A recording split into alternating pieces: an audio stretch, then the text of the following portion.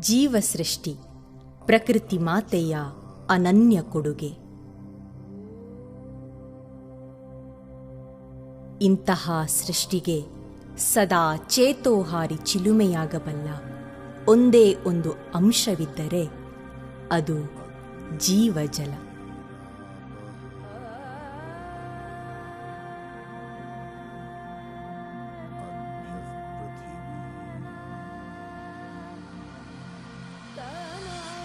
ಇತರ ಎಲ್ಲ ಜೀವಿಗಳಂತೆ ಮಾನವ ಸಹ ನೀರಿನ ಮೇಲೆ ಸಂಪೂರ್ಣ ಅವಲಂಬಿತ. ಈ ಭೂಮಂಡಲದಲ್ಲಿ ಎಂತೆಂತಹ ಮಹಾನ್ ನಾಗರಿಕತೆಗಳು ಆಗಮಿಸಿ ಅಳಿದು ಹೋಗಿಲ್ಲ. ಉಳಿದಿರುವುದು ಈ ಸಾಮ್ರಾಜ್ಯಗಳನ್ನೆಲ್ಲ ತೊಟ್ಟಿಲಲ್ಲಿಟ್ಟು ತೂಗಿಸಿದ ನನ್ನಂತಹ ನದಿಗಳು ಮಾತ್ರ. ಇದಕ್ಕಿಂತ ಭಿನ್ನವಾಗೇನಿಲ್ಲ ಭಾರತದ ಪಶ್ಚಿಮ ಘಟ್ಟ. ನಾನು ಜನಿಸಿದ್ದು ಇಲ್ಲಿಯೇ. ನಾನು ನನ್ನ ಮಕ್ಕಳನ್ನು ಸಲಹುತ್ತಿರುವುದು ಇಲ್ಲಿಯೇ.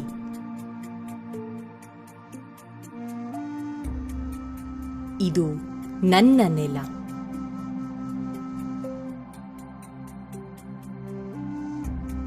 ಇದು ನನ್ನ ಕಥೆ.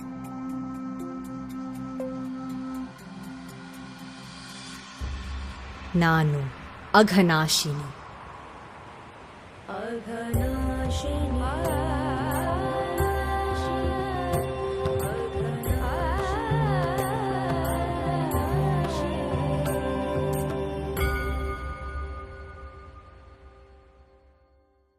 ಮಲೆನಾಡ ಮಡಿಲಿನಲ್ಲಿರುವ ಶಿರಸಿಯ ಶಂಕರ ಹೊಂಡದಿಂದ ನನ್ನ ಪಯಣ ಆರಂಭ. ಪಶ್ಚಿಮ ದಿಕ್ಕಿನಲ್ಲಿ ಅನೇಕಾನೇಕ ಕಣಿವೆ ಮತ್ತು ಕಮರಿಗಳ ಮೂಲಕ ಹರಿಯುತ್ತಾ ಕೊನೆಗೆ ಅರಬ್ಬಿ ಸಮುದ್ರದಲ್ಲಿ ನಾನು ಲೀನವಾಗುತ್ತೇನೆ.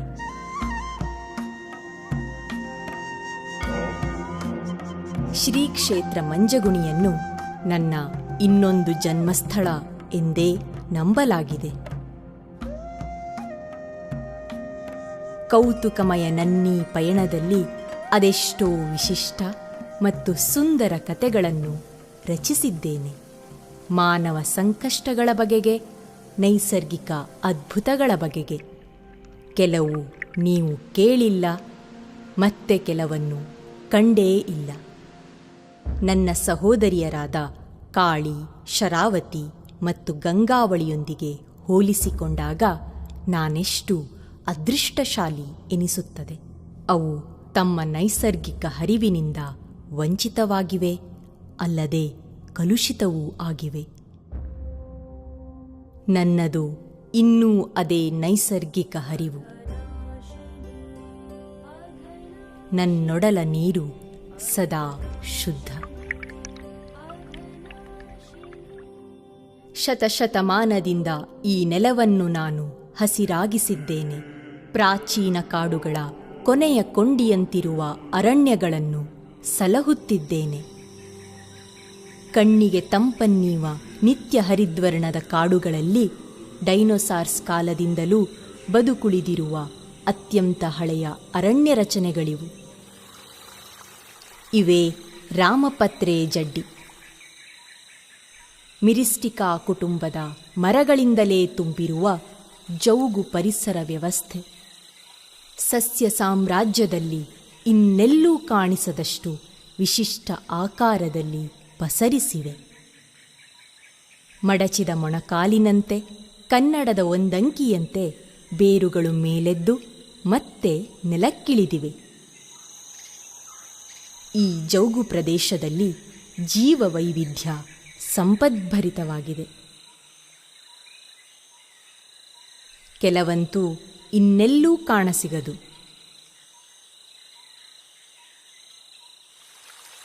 ಜೌಗು ಪರಿಸರ ನೈಸರ್ಗಿಕ ಸ್ಪಂಜಿನಂತೆ ಕಾರ್ಯನಿರ್ವಹಿಸುತ್ತದೆ. ಮಳೆಗಾಲದಲ್ಲಿ ಹೀರಿಕೊಂಡ ನೀರನ್ನು ಬೇಸಿಗೆ ಬಂದಾಗ ನಿಧಾನವಾಗಿ ಬಿಡುಗಡೆ ಮಾಡುತ್ತದೆ. ಹಿಂದೆಲ್ಲ ಅನೇಕ ಕಡೆ ಕಾಣುತ್ತಿದ್ದ ಇಂತಹ ಜೌಗುಗಳನ್ನು ಇಂದು ಹುಡುಕಾಡಬೇಕಾದ ಪರಿಸ್ಥಿತಿ ಬಂದಿದೆ. ಇವು ನಶಿಸುತ್ತಿರುವುದನ್ನು ಮತ್ತು ಇಲ್ಲಿನ ನೀರು ಬೇರೆಡೆಗೆ ಬಳಕೆಯಾಗುತ್ತಿರುವುದನ್ನು ವಿಧಿಯಿಲ್ಲದೆ ನೋಡುವ ನಿಸ್ಸಹಾಯಕ ಸ್ಥಿತಿ ನನ್ನದು. ಈ ಪರಿಸರ ವ್ಯವಸ್ಥೆಯ ಕೇಂದ್ರವೇ ನೀರು. ಇದೇ ನೀರು ನನ್ನಯ ಉಸಿರೂ ಸಹ, ನನ್ನಯ ಹರಿವೂ ಸಹ. ಸಾವಿರಾರು ವರ್ಷಗಳಿಂದ ನನ್ನೆಷ್ಟೋ ಕಾಡುಗಳನ್ನು ಅಭಿವೃದ್ಧಿಯ ನೆಪದಲ್ಲಿ, ಆರ್ಥಿಕತೆಯ ಹೆಸರಿನಲ್ಲಿ ಕಳೆದುಕೊಂಡಿದ್ದೇನೆ. ಆದರೆ ಎಲ್ಲವೂ ಕಳೆದು ಹೋಗಿಲ್ಲ. ಪ್ರಾಚೀನ ಕಾಡಿನ ಕೆಲ ಭಾಗವನ್ನು ಹಾಗೆಯೇ ಜತನದಿಂದ ಕಾಪಾಡಿಕೊಳ್ಳಲು ಜನರು ದೇವರ ಮೇಲಿಟ್ಟ ನಂಬಿಕೆ ನನ್ನ ನೆರವಿಗೆ ಬಂದಿದೆ. ಇಲ್ಲಿ ಸ್ಥಳೀಯ ದೇವರುಗಳ ಸುತ್ತ ಬಹು ಆಕರ್ಷಕ ಸ್ಥಳ ಪುರಾಣಗಳು ಹುಟ್ಟಿಕೊಂಡಿವೆ. ಚೌಡಿ, ಬೀರ್ಲಾ, ಹುಲಿಯಪ್ಪ, ಜಟಕಪ್ಪಗಳೇ ಈ ಕಾಡನ್ನು ಕಾಪಾಡುತ್ತಿವೆ. ಇವೇ ದೇವರ ಕಾಡುಗಳು. ಇವು ಸಸ್ಯ ಸಂಕುಲದ ಅಭಯಾಶ್ರಯ.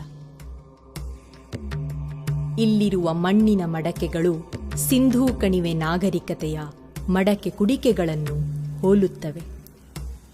ಜೊತೆಗೆ ಇಲ್ಲಿ ಸಹಜವಾಗಿ ಬೆಳೆಯುತ್ತಿದ್ದ ಕಾಳುಮೆಣಸು ಮತ್ತು ಇತರೆ ಮಸಾಲೆ ಬೆಳೆಗಳು ಪುರಾತನ ರೋಮ್ ನಾಗರಿಕತೆಗೂ ಕೊಂಡಿಯಾಗಿದ್ದವು.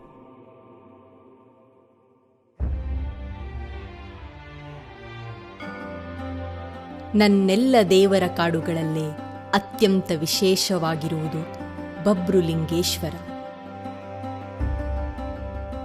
ಇದು ಕಾಂಡ್ಲ ದೇವರ ಕಾಡು. ತನ್ನ ಅಪರೂಪದ ಸ್ವರೂಪದಿಂದಾಗಿ ಇಂದಿಗೂ ವಿಭಿನ್ನವಾಗಿ ನಿಂತಿದೆ. ನಿತ್ಯ ಪೂಜೆಗಾಗಿ ಹತ್ತಿರದ ಹಳ್ಳಿಯಿಂದ ಪ್ರತಿದಿನ ದೋಣಿ ಇಲ್ಲಿಗೆ ಬರುವಾಗ ಒಂದು ಬಗೆಯ ಸಮಾಧಾನ ನನ್ನೆದೆಯಲ್ಲಿ. ಸಹಸ್ರಾರು ವರ್ಷಗಳಿಂದ ನಡೆಸಿಕೊಂಡು ಬಂದಿರುವ ಪ್ರಕೃತಿ ಆರಾಧನೆಯನ್ನು ನನ್ನ ಮಕ್ಕಳಿನ್ನೂ ಮರೆತಿಲ್ಲವಲ್ಲ ಎಂದು.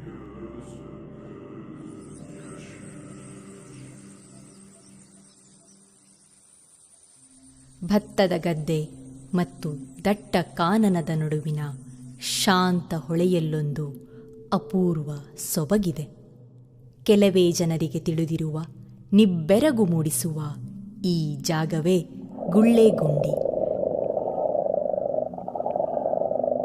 ಈ ಗುಳ್ಳೆಗಳ ಮೂಲವೇನು ಎಂಬುದು ಅಷ್ಟೇ ಕುತೂಹಲಭರಿತ ಸಂಗತಿ.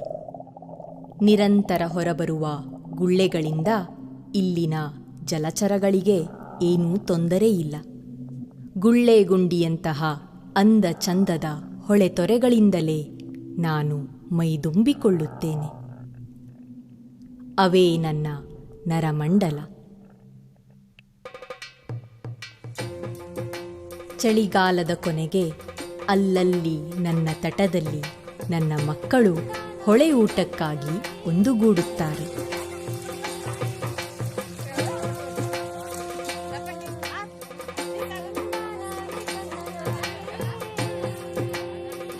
ನೆತ್ತಿಯ ಮೇಲೆ ಸೂರ್ಯ ಬಂದಾಗ ನೀರಲ್ಲಾಡಲು ಯಾರಿಗಿಷ್ಟವಾಗುವುದಿಲ್ಲ ಹೇಳಿ? ಅವರ ಹೊಳೆಯೂಟ, ಹೊಳೆಯಾಟ ಮಧುರ ಬಾಂಧವ್ಯದ ಬೆಸುಗೆಯಾಗಿ ಭಾಸವಾಗುತ್ತದೆ.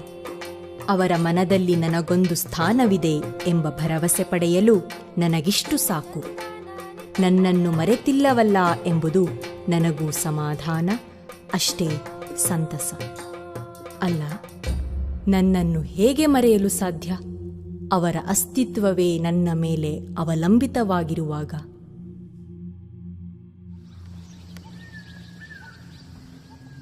ನನ್ನ ಕಾಡು ಪ್ರಾಣಿ ಪಕ್ಷಿಗಳ ಸಮೃದ್ಧ ಬೀಡು.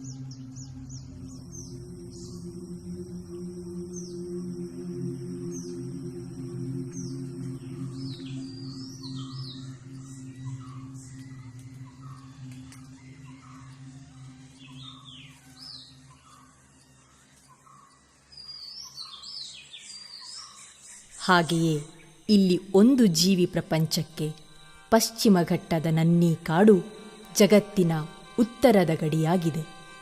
ದೂರದ ಇಂಡೋನೇಷಿಯಾದ ಸುಲವೇಸಿ ದ್ವೀಪದಲ್ಲಿ ಹತ್ತಿರದ ಸೋದರ ಸಂಬಂಧಿಗಳನ್ನು ಹೊಂದಿರುವ ಇವೇ ವಾನರ ಜಾತಿಯ ಸಿಂಗಳೀಕಗಳು. ಏಷ್ಯಾದ ಎಲ್ಲ ಕೋತಿ ಜಾತಿಯಲ್ಲೇ ಅತ್ಯಂತ ಪೂರ್ವಜರು. 50 ಲಕ್ಷ ವರ್ಷಗಳ ಹಿಂದೆ ಏಷ್ಯಾ ಖಂಡವನ್ನು ತಲುಪಿದ ಮೊದಲ ಕೋತಿ ಜಾತಿಗಳ ನೇರ ವಂಶಸ್ಥರಿವರೆಂದು ನಂಬಲಾಗಿದೆ. ವಾಸ್ತವವಾಗಿ ಸಿಂಗಳೀಕಗಳ ಬಗೆಗೆ 1960ರ ತನಕ ವಿಜ್ಞಾನ ಪ್ರಪಂಚಕ್ಕೂ ತಿಳಿದೇ ಇರಲಿಲ್ಲ. ಅವುಗಳ ಆವಾಸಸ್ಥಾನ ವಿಘಟನೆ, ಬೇಟೆ ಜೊತೆಗೆ ಕಾಡಿನ ಕಡಿತದಿಂದಾಗಿ ಕಳೆದ ಕೆಲವು ದಶಕಗಳಿಂದ ಸಿಂಗಳೀಕಗಳ ಸಂಖ್ಯೆ ಗಣನೀಯವಾಗಿ ಇಳಿಯಿತು. ಆದರೂ ಅವುಗಳ ಆರೋಗ್ಯಕರ ಸಂಖ್ಯೆಯನ್ನು ಉಳಿಸಿಕೊಳ್ಳುವಲ್ಲಿ ನನ್ನ ಕಾಡು ಪ್ರಮುಖ ಪಾತ್ರ ವಹಿಸಿದೆ. ಸುಮಾರು 600ಕ್ಕಿಂತಲೂ ಹೆಚ್ಚು ಸಿಂಗಳೀಕಗಳು ನನ್ನ ಕಾಡಿನಲ್ಲಿ ನೆಮ್ಮದಿಯಿಂದ ವಾಸವಾಗಿವೆ. ಹಾಗಾಗಿಯೇ ಇದು ಜಗತ್ತಿನಲ್ಲಿ ಈಗಿರುವ ಅತಿದೊಡ್ಡ ಸಿಂಗಳೀಕ ವಾಸಸ್ಥಳಗಳಲ್ಲಿ ಒಂದು ಎನಿಸಿದೆ.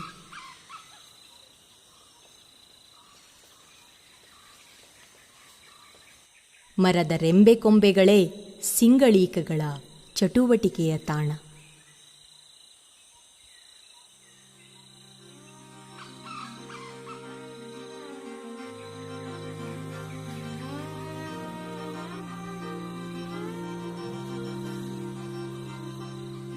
ಇವು ಜೇನು ಸವಿಯುವುದನ್ನು ನೋಡುವುದೊಂದು ಅಪರೂಪದ ಭಾಗ್ಯ.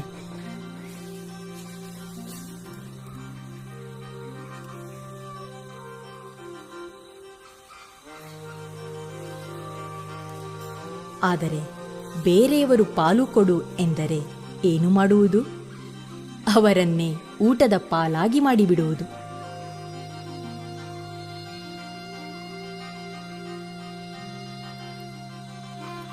ಇತರ ಅನೇಕ ಪ್ರಾಣಿಗಳಂತೆ ಸಿಂಗಳೀಕಗಳೂ ಸಹ ಸರತಿಯ ಸಾಲಿನಲ್ಲೇ ಊಟಕ್ಕೆ ನಿಲ್ಲುತ್ತಾರೆ.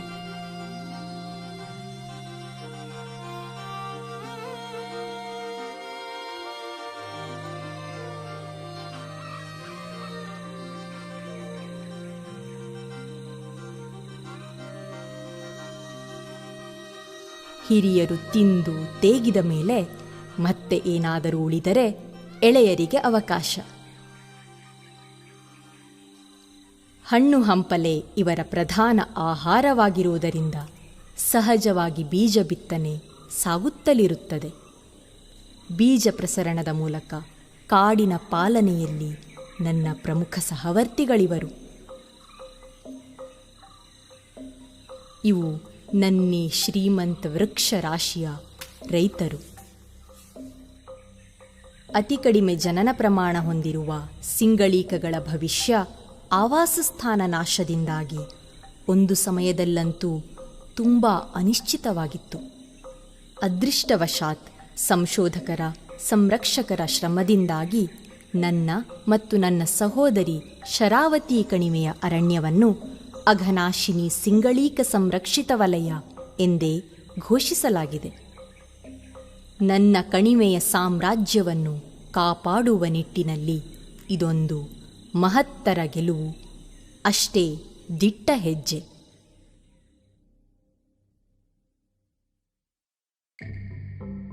ಕಡು ಬೇಸಿಗೆ ನಾನು ಕ್ಷೀಣಿಸುವ ಸಮಯ. ನೀರಿನ ತೀರಾ ಅಭಾವ. ನಾನು ಸಮುದ್ರವನ್ನು ತಲುಪುವುದು ಕಷ್ಟವೇ. ಹರಿವು ಕಡಿಮೆಯಾಗಿ ನನ್ನೊಳಗಿನ ಬಂಡೆಗಳು ಸೂರ್ಯನಿಗೆ ತೆರೆದುಕೊಳ್ಳುತ್ತವೆ. ನಾವು ನದಿಗಳು ಋತುಗಳ ಮೂಲಕವೇ ಉಸಿರಾಡುವುದು.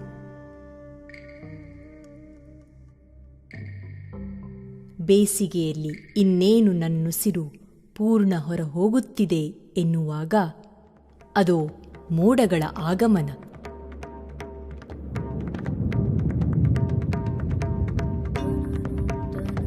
ಇದು ಮುಂಗಾರಿನ ಸಮಯ.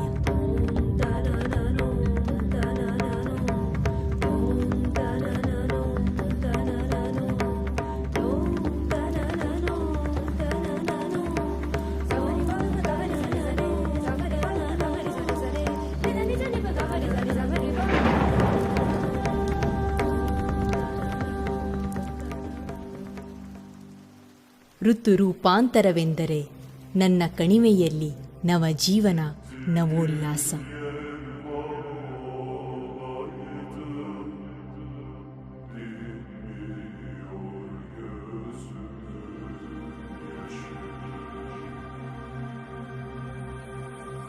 ಮುಂಗಾರಿನೊಡನೆಯೇ ಇಲ್ಲೊಂದು ಕಾಡು ಮರದ ಹೂವು ಕಾಯಾಗಿ ಹಣ್ಣಾಗಿ ಮಾರ್ಪಾಡಾಗುತ್ತದೆ.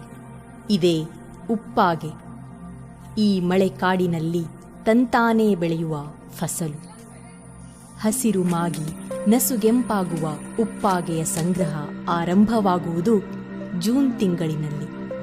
ಆದರೆ ಅದಷ್ಟು ಸುಲಭದ ಕೆಲಸವಲ್ಲ. ಅದಕ್ಕಾಗಿ ಒದ್ದೆ ಮುದ್ದೆಯಾದ ತಪ್ಪಲು ಕಾಡಿನೊಳಗೆ ಹೋಗಬೇಕು. ತದನಂತರ ಅದನ್ನು ಸೀಳಿ ಬೀಜ ಬಿಡಿಸಿ ಸಂಸ್ಕರಿಸಬೇಕು. ಮಸಾಲೆ ಪದಾರ್ಥವಾಗಿ ಔಷಧಿಯಾಗಿ ಬಳಕೆಯಾಗುವ ಉಪ್ಪಾಗೆಯನ್ನು ಉರಿಯ ಬೆಂಕಿಯ ಹೊಗೆಯಲ್ಲೇ ಒಣಗಿಸಬೇಕಾಗುತ್ತದೆ. ಈ ಮಳೆಗಾಲ ಮತ್ತೊಂದು ಬಗೆಯ ಅನನ್ಯ ದೃಶ್ಯವನ್ನು ತೆರೆದಿಡುತ್ತದೆ. ಹಗಲಿನಲ್ಲಿ ಸಾಮಾನ್ಯವಾಗಿ ಕಾಣುವ ಇಂತಹ ಮರದ ತುಂಡುಗಳು ಮಿರಿ ಮಿನುಗುವ ಸೌಂದರ್ಯವನ್ನು ಹಿಡಿದಿಟ್ಟುಕೊಂಡಿರುತ್ತವೆ. ಕಣ್ಣಿಗೆ ಕಾಣಿಸದ ಜೀವಿಗಳು ಮಳೆಯ ರಾತ್ರಿಯಲ್ಲಿ ಕಾಡಿನೆಡೆ ಜಾಡು ಹಿಡಿದವರಿಗೆ ಸ್ವಪ್ನಲೋಕವನ್ನೇ ತೆರೆದಿಡಬಲ್ಲವು. ಇವೇ ಹೊಳೆಯುವ ಶಿಲೀಂಧ್ರಗಳು.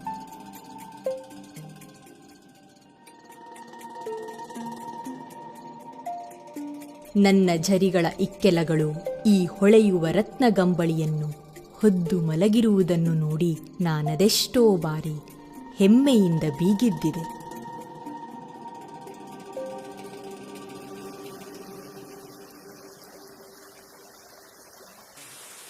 ಮಳೆಯ ರಭಸ ಜೋರಾದಂತೆ ನದಿಗಳ ಅಬ್ಬರವೂ ಜೋರು.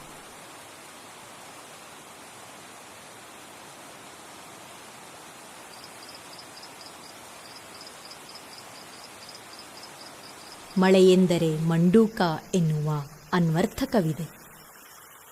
ಧಾರಾಕಾರ ಮಳೆಗೆ ಕಪ್ಪೆಗಳ ಘೋರಾಕಾರ ಕರೆಯೇನೂ ಹೊಸತಲ್ಲ.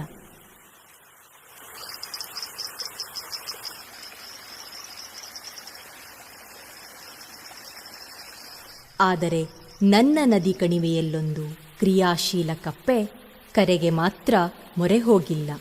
ತೊರೆಯ ನಡುವಿನ ಕಲ್ಲು ಬಂಡೆಗಳ ಮೇಲೆ ಕೂತು ಕಾಲನ್ನು ನೀಳವಾಗಿ ಚಾಚುತ್ತಾ ನರ್ತನ ಕಲೆ ಪ್ರದರ್ಶಿಸುವ ಈ ಕಪ್ಪೆ ಸಂತತಿಯನ್ನು ಫುಡ್ ಫ್ಲಾಗಿಂಗ್ ಫ್ರಾಗ್ ಎಂದು ಕರೆದಿದ್ದಾರೆ.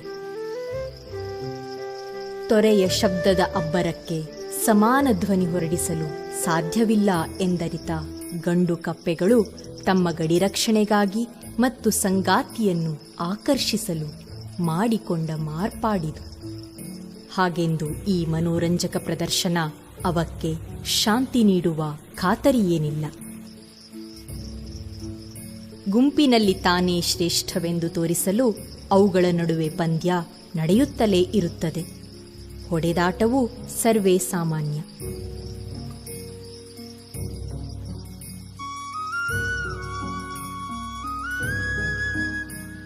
ತಮ್ಮ ಪರಿಸರದ ಚಿಕ್ಕ ಪುಟ್ಟ ಬದಲಾವಣೆಗೂ ಸಂವೇದಿಸುವಷ್ಟು ಸೂಕ್ಷ್ಮ ಈ ನರ್ತಕ ಕಪ್ಪೆಗಳು. ಈ ನದಿ ತೊರೆಯ ಮೇಲೆ ನಾನು ಅವಲಂಬಿಸಿರುವಷ್ಟೇ ಅವಲಂಬನೆ ಅವುಗಳದ್ದೂ ಸಹ. ನಾನು ಉತ್ತುಂಗದಲ್ಲಿರುವ ಸಮಯ ಮುಂಗಾರು. ನನ್ನ ಹಳ್ಳಕೊಳ್ಳಗಳು ಮಳೆಯ ನೀರಿನೊಂದಿಗೆ ಸಾವಯವ ಅಂಶಯುಕ್ತ ಮಣ್ಣನ್ನು ಹೊತ್ತು ತರುವುದರೊಂದಿಗೆ ನೀರಿಗೆ ಕೆಂಪಿನ ರಂಗೇರಿಸುತ್ತವೆ. ಹಾಗೆಂದು ನನ್ನೆಲ್ಲ ಉಪನದಿಗಳೇನೂ ಕೆಂಪು ಬಣ್ಣಕ್ಕೆ ತಿರುಗುವುದಿಲ್ಲ. ಬೆಣ್ಣೆಹೊಳೆ ಎಂತಹ ಮಳೆಯ ರೌದ್ರತೆಗೂ ಕೆಂಪಾಗುವುದಿಲ್ಲ. ಅದರ ಹರಿವು ಯಾವಾಗಲೂ ತಿಳಿಧಾರೆ.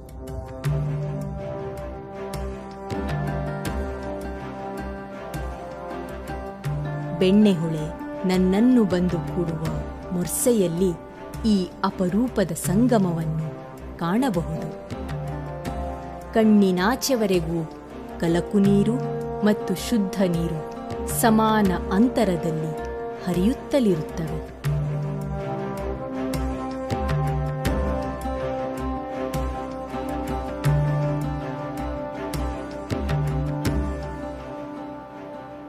ನಾನು ಹೊತ್ತೊಯ್ಯುವ ಮಣ್ಣು ಎಂದಿಗೂ ನಿಷ್ಫಲವಾಗುವುದಿಲ್ಲ. ಕರಾವಳಿಯ ಅಳಿವೆಯನ್ನು ಸೇರುವ ಸಾವಯವ ಮಣ್ಣು ಅಲ್ಲಿನ ಭೂಮಿಯನ್ನು ವರುಷದಿಂದ ವರುಷಕ್ಕೆ ಫಲವತ್ತಾಗಿಸುತ್ತದೆ.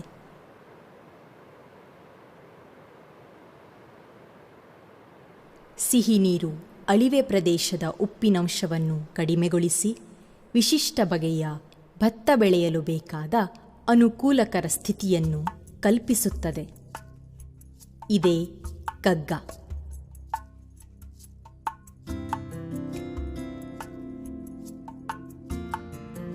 ಕ್ಷಾರಯುಕ್ತ ಅಳಿವೆಯಲ್ಲಿ 3,500 ವರ್ಷಗಳಿಂದ ಸೊಂಪಾಗಿ ಬೆಳೆಯುತ್ತಿರುವ ಭತ್ತದ ತಳಿ ಇದು.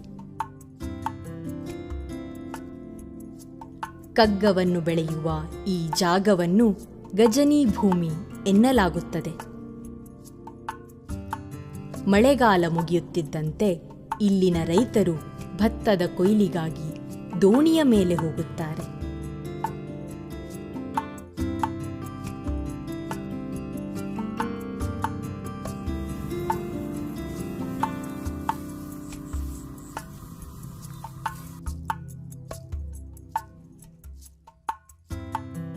ಉಪ್ಪು ನೀರಿನಲ್ಲಿ ಬೆಳೆದು ದೋಣಿ ಸಹಾಯದಿಂದ ಕೊಯ್ಲು ಸಾಗಿಸಿಕೊಳ್ಳುವ ಅತಿ ಅಪರೂಪದ ಭತ್ತದ ಜಾತಿ ಈ ಕಗ್ಗ. ಆದರೆ ಬೇಸರದ ಸಂಗತಿಯೆಂದರೆ ಕಗ್ಗ ಬೆಳೆಯುವವರ ಸಂಖ್ಯೆ ಗಣನೀಯವಾಗಿ ಕುಸಿದಿದೆ. ಸಿಗಡಿ ಕೃಷಿಯೇ ಆಕರ್ಷಕವಾಗುತ್ತಿದೆ. ಕಗ್ಗ ಭತ್ತದಲ್ಲಿ ಲಾಭಾಂಶ ಜಾಸ್ತಿ ಸಿಗುತ್ತಿಲ್ಲ, ಬೇಡಿಕೆಯೂ ಅಷ್ಟಾಗಿಲ್ಲ.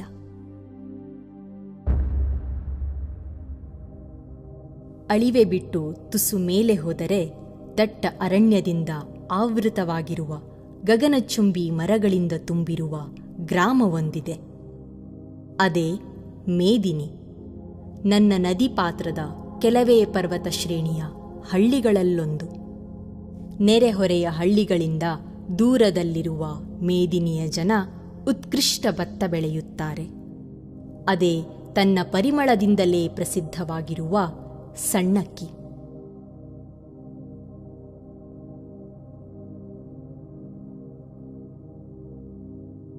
ಕಗ್ಗದಂತಲ್ಲ ಈ ಸಣ್ಣಕ್ಕಿ. ಇದಕ್ಕೆ ಸಾಕಷ್ಟು ಬೇಡಿಕೆಯಿದೆ. ಸಣ್ಣಕ್ಕಿ ಮತ್ತು ಕಗ್ಗ ಎರಡೂ ನನ್ನಲ್ಲಿರುವ ಶ್ರೇಷ್ಠ ಭತ್ತದ ತಳಿಗಳು. ಸಾವಿರಾರು ವರ್ಷಗಳಿಂದ ನನ್ನ ಜಲರಾಶಿ ಇವಕ್ಕೆ ಬೆಂಬಲವಾಗಿ ನಿಂತಿದೆ. ಪ್ರತಿಯಾಗಿ ಇವು ನನ್ನ ಮಕ್ಕಳನ್ನು ಪೋಷಿಸುತ್ತಿವೆ. ನನ್ನ ನೆಲ ನನ್ನಷ್ಟೇ ಭವ್ಯ.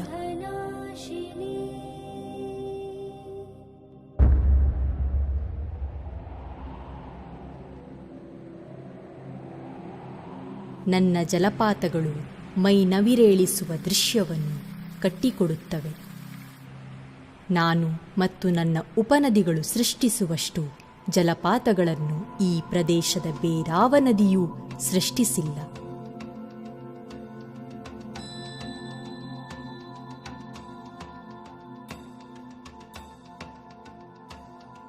ಇವೆಲ್ಲವುಗಳಲ್ಲಿ ಅತ್ಯಂತ ಪ್ರಸಿದ್ಧವಾಗಿರುವುದು ಉಂಚಳ್ಳಿ.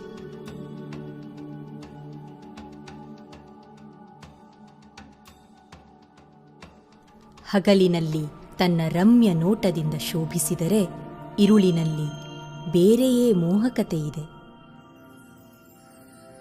ಚಳಿಗಾಲದ ಹುಣ್ಣಿಮೆಯ ವಿರಳ ರಾತ್ರಿಯಲ್ಲಿ ಇಲ್ಲೊಂದು ವಿಸ್ಮಯವಿದೆ.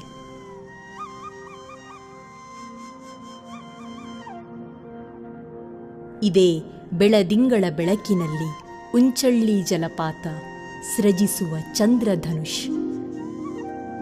ಭೂಮಿಯ ಮೇಲೆ ಕೆಲವೇ ಸ್ಥಳಗಳಲ್ಲಿ ಕಾಣಬಹುದಾದ ನನ್ನಲ್ಲಿನ ಈ ಸುಂದರ ಚಂದ್ರಧನುಷನ್ನು ಇದೇ ಮೊದಲ ಸಲ ಜಗತ್ತಿಗೆ ತೆರೆದು ತೋರಿಸುತ್ತಿದ್ದೇನೆ.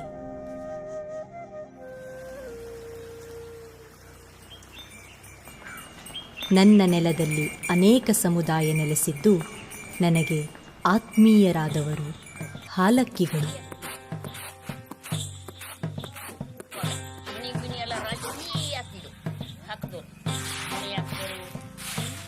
ಅವರ ವಿಶಿಷ್ಟ ಸಂಪ್ರದಾಯ ಹೋಳಿ ಹಬ್ಬ ಆಗಮಿಸಿದಾಗ ವಿಭಿನ್ನ ರೂಪ ಪಡೆದುಕೊಳ್ಳುತ್ತದೆ. ಅದೇ ಸುಗ್ಗಿಯ ಸಂಭ್ರಮದ ಸಮಯ.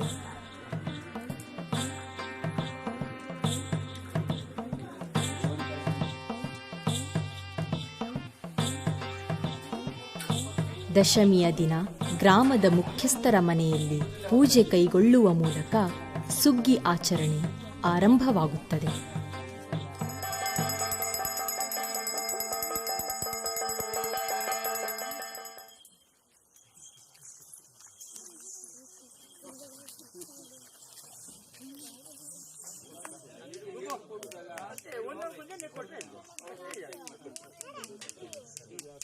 ಮೈಮನ ಮುದಗೊಳಿಸುವ ಸಂಗೀತ, ಅಂತೆಯೇ ಕುಣಿತ.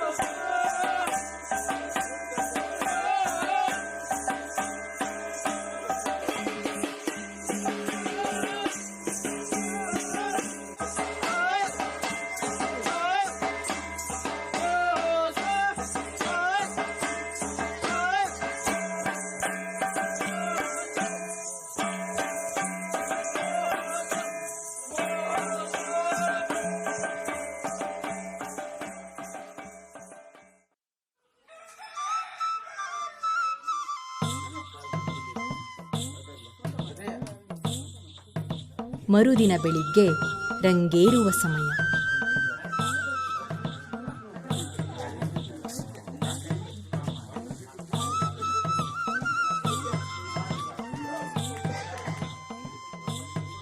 ಕೆಲವೊಮ್ಮೆ ಅವರ ವೇಷಭೂಷಣ ಪ್ರಸಿದ್ಧ ಕಲಾರೂಪ ಯಕ್ಷಗಾನವನ್ನು ಹೋಲುವುದು.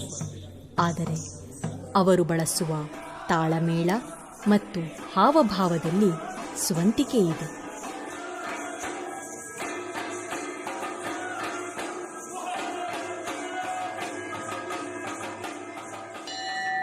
ತಮ್ಮ ಗ್ರಾಮ ದೇವರ ಮುಂದೆ ನಡೆಯುವ ಕುಣಿತದೊಂದಿಗೆ ಅವರ ಯಾತ್ರೆ ಆರಂಭ. ಮುಂದಿನ 5 ದಿನಗಳಲ್ಲಿ ಅವರು ಒಂದು ಹಳ್ಳಿಯಿಂದ ಇನ್ನೊಂದು ಹಳ್ಳಿಯೆಡೆ ಸಾಗುತ್ತಾ ಸುಗ್ಗಿಯ ಸಂಭ್ರಮದತ್ತ ಎಲ್ಲರನ್ನೂ ಸೆಳೆಯುತ್ತಾ ಸಾಗುತ್ತಾರೆ.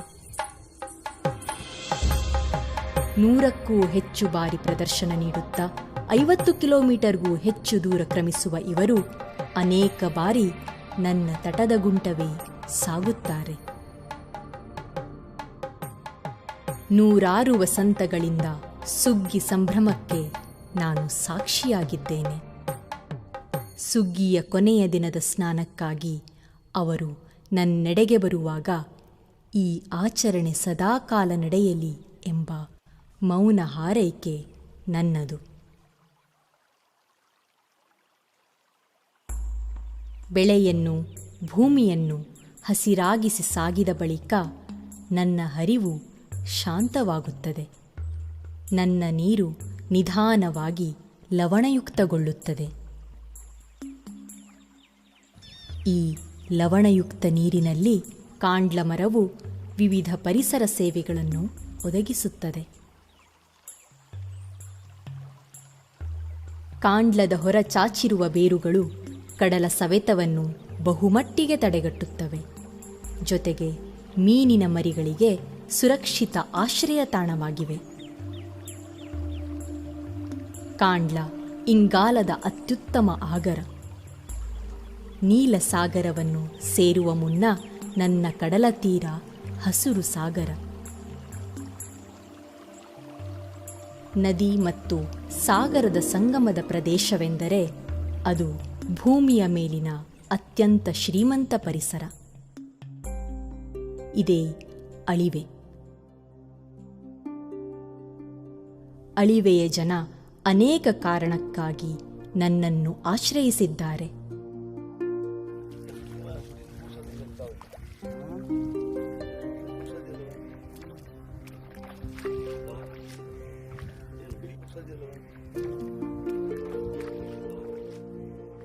ಹಾಗೆ ಇಲ್ಲೊಂದು ಸಮುದಾಯ ನಾನು ಸೃಷ್ಟಿಸುವ ಮೃದ್ವಂಗಿಗಳಿಂದಲೇ ಜೀವನ ಸಾಗಿಸುತ್ತದೆ.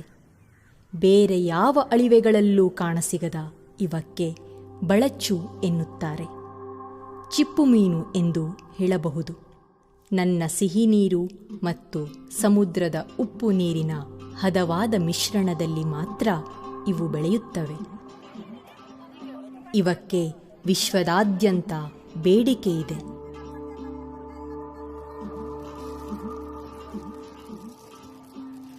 ಈ ಬಳಚು ಚಿಪ್ಪುಗಳ ಒಳಗಿರುವ ಮಾಂಸವು ಜನರಿಗೆ ಪ್ರೋಟೀನ್ಯುಕ್ತ ಆಹಾರ. ಮಾಂಸವನ್ನು ತೆಗೆದ ನಂತರ ಉಳಿಯುವ ಚಿಪ್ಪುಗಳಿಗೆ ಸುಣ್ಣ ತಯಾರಿಕೆಯಲ್ಲಿ ಉತ್ತಮ ಬೇಡಿಕೆ ಇದೆ.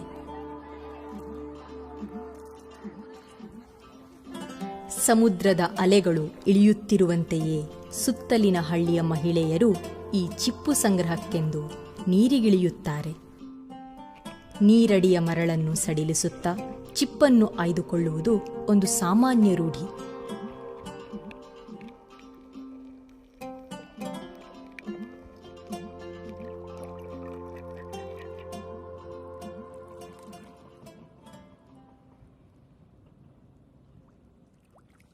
ಆದರೆ ದೀವಗಿಯ ಕೆಲ ಮಹಿಳೆಯರು ಇನ್ನೊಂದು ಹೆಜ್ಜೆ ಮುಂದಕ್ಕೆ ಹೋಗುತ್ತಾರೆ.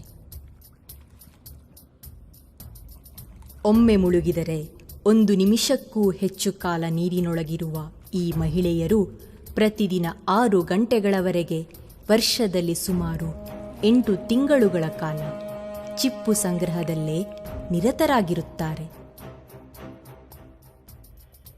ಬದುಕಿನಲ್ಲಿ ಕೆಲವರು ಮುಳುಗುತ್ತಾರೆ, ಮತ್ತೆ ಕೆಲವರು ಏಳುತ್ತಾರೆ. ಆದರೆ ಈ ಮಹಿಳೆಯರಿಗೆ ಮುಳುಗೇಳುವುದೇ ಬದುಕು.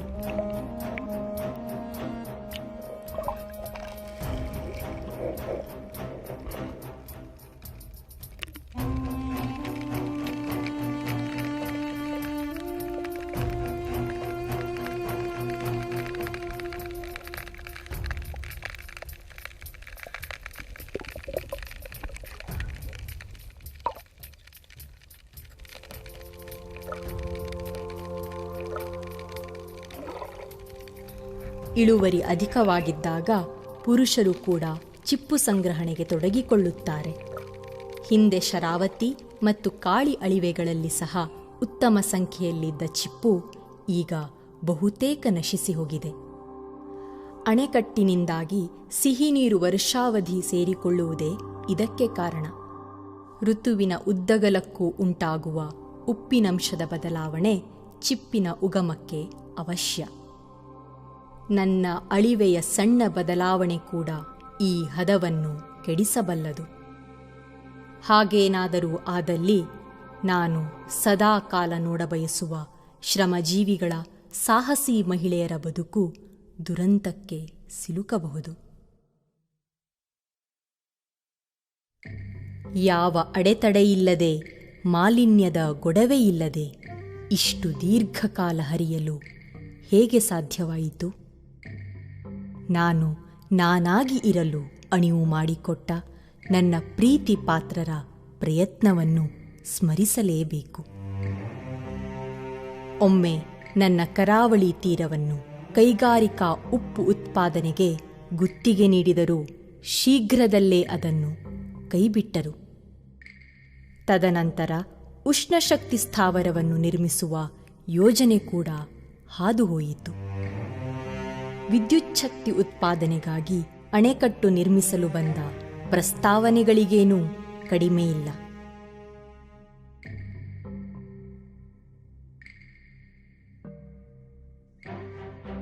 ಈ ಎಲ್ಲ ಯೋಜನೆಗಳ ವಿರುದ್ಧ ವ್ಯಾಪಕ ಪ್ರತಿಭಟನೆಯೇ ನಡೆಯಿತಲ್ಲ. ಆ ಸಂದರ್ಭದಲ್ಲಿ ಎಲ್ಲ ರಂಗದ ಜನರು, ಮುಖ್ಯವಾಗಿ ಧಾರ್ಮಿಕ ಮುಖಂಡರು ಒಟ್ಟಾಗಿ ನಿಂತು ಸಾಮಾಜಿಕ, ವೈಜ್ಞಾನಿಕ ಮತ್ತು ರಾಜಕೀಯ ನೆಲೆಯ ಮೇಲೆ ಕಠಿಣ ಹೋರಾಟ ನಡೆಸಿದರು. ಅಲ್ಲದೆ ಯಶಸ್ವಿಯೂ ಆದರು. ಆದರೆ ಬೆದರಿಕೆ ಒಡ್ಡುವ ಯೋಜನೆಗಳೇನೂ ನಿಂತಿಲ್ಲ. ದೂರದ ನಗರಗಳ ಬೇಡಿಕೆಗಾಗಿ ನನ್ನ ಹರಿವನ್ನು ತಿರುಗಿಸುವ ನದಿ ತಿರುವು ಯೋಜನೆಗೆ ಕೆಲವರು ಧ್ವನಿಗೂಡಿಸಿದ್ದಾರೆ. ನಗರದ ಕೊಳೆ ತೊಳೆಯಲು, ಉದ್ಯಮದ ದಾಹ ತೀರಿಸಲು ನನ್ನ ಜಲಸಿರಿ ವ್ಯಯವಾಗಬೇಕೆ? ಒಂದು ದೊಡ್ಡ ವಾಣಿಜ್ಯ ಬಂದರು ಪ್ರಸ್ತಾವನೆಗೆ ಹಸಿರು ನಿಶಾನೆ ದೊರೆತಂತಿದೆ. ಅದೇನಾದರೂ ನಿರ್ಮಾಣವಾದಲ್ಲಿ ನನ್ನ ಅಳಿವೆಯ ಆಗರ್ಭ ಜೀವ ತೊಟ್ಟಿಲು ಬರಿದಾಗಿ ಬಂಜರಾಗುವುದರಲ್ಲಿ ಅನುಮಾನವೇ ಇಲ್ಲ. ಗಂಭೀರ ಜಲಚಿಂತನೆಯ ಅಗತ್ಯವಿದೆ. ನನ್ನಂತಹ ನದಿಗಳು ನಿಮ್ಮ ಸಮಸ್ಯೆಗಳಿಗೆ ಪರಿಹಾರವಲ್ಲ.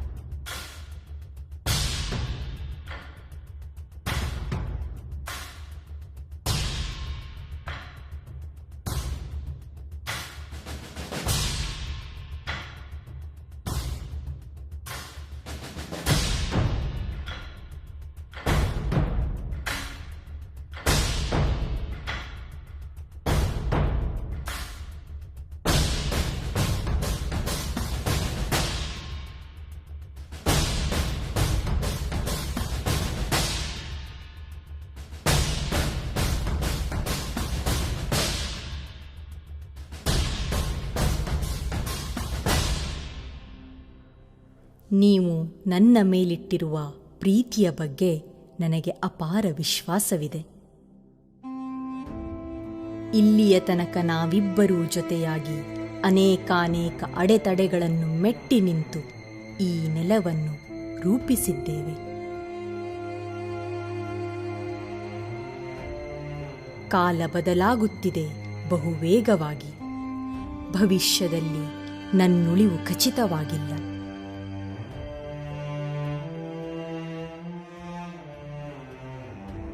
ನನ್ನ ಭವ್ಯತೆಯನ್ನು ಸಂಪೂರ್ಣವಾಗಿ ನೋಡುವವರಲ್ಲಿ ನಿಮ್ಮದು ಕೊನೆಯ ತಲೆಮಾರಾಗಬಹುದು.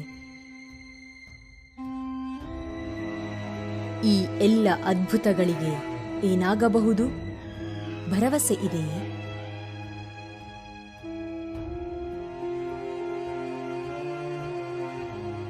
ನನ್ನಂತ ಇನ್ನೊಂದು ಕಥೆ ಇರಲಾರದು. ಇದು ನಮ್ಮ ಕಥೆಯಾಗಬಹುದೇ? ನನ್ನನ್ನು ಹೀಗೆಯೇ ಹರಿಯಲು ಬಿಡಿ, ಪಾಪನಾಶಿನಿಯಾಗಿ, ನಿಮ್ಮೆಲ್ಲರ ಅಘನಾಶಿನಿಯಾಗಿ.